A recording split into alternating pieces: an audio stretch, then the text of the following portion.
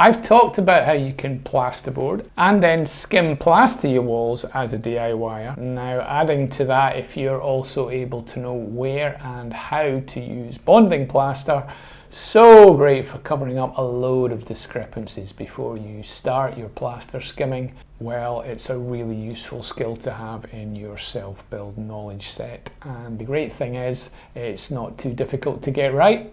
Here's just a few areas where bonding plaster does the job for you. Few of us are building new builds. We're almost always working with our existing properties and messy demolitions, and these are situations which are likely what you will come across in your own extension and self-build projects.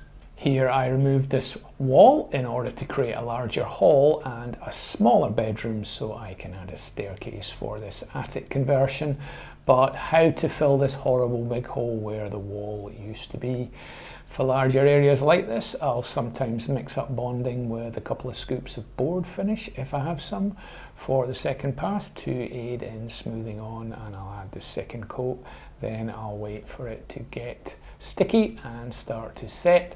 I'm aiming for it just to be below the surface of the existing plaster by about 1 millimetre, and then I'll skim over with my multi-finish to make a flush finish that you won't ever know was anything else once it's painted and the skirting at the floor is patched.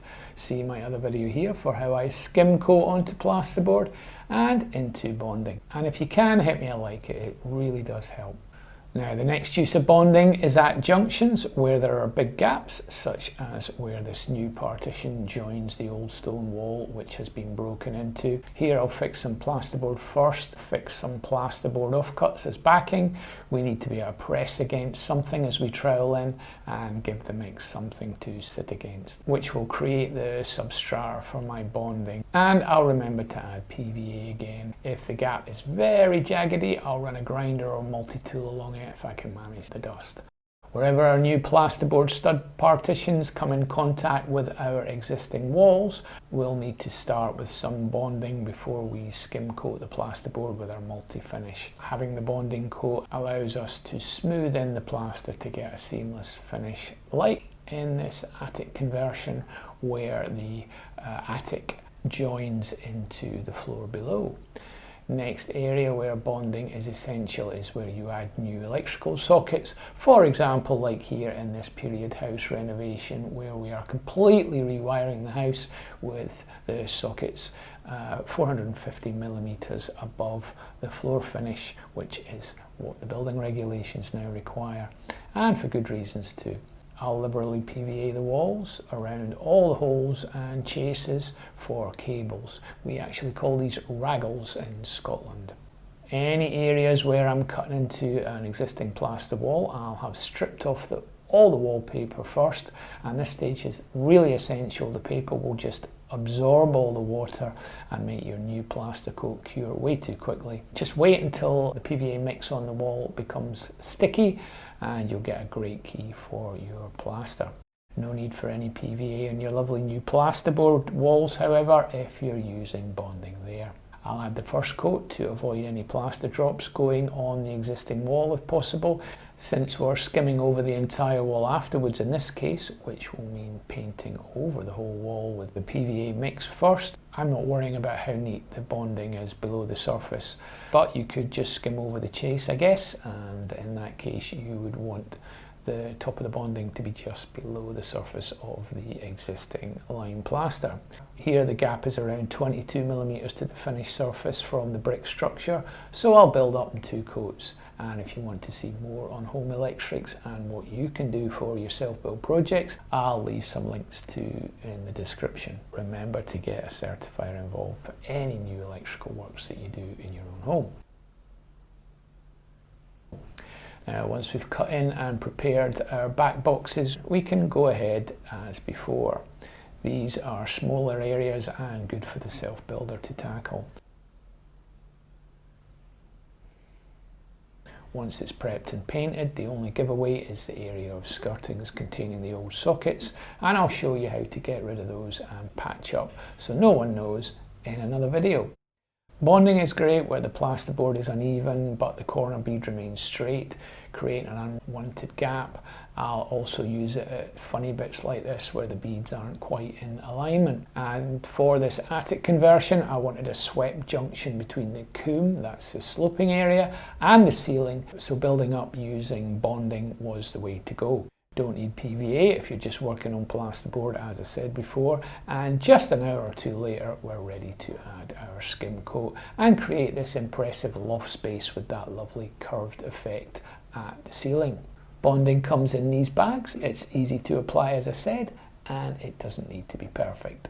Sometimes it's brown in appearance and sometimes it's grey, like here where I've taken out these fireplaces, but both colours work in the same way. I think it's just different quarries. And side note, I do always try and keep period features, but both of these were not original fireplaces. They were from the early 60s and not practical for the interior we were restoring in this case. I'll use this test area to show the process, and I'm just using this old practice wall in the workshop where I've hit it with a hammer to create a jaggedy hole. First I'll neaten the edges of the hole with a Stanley knife to make the scores, and then I'll use a pad saw to do the actual cut.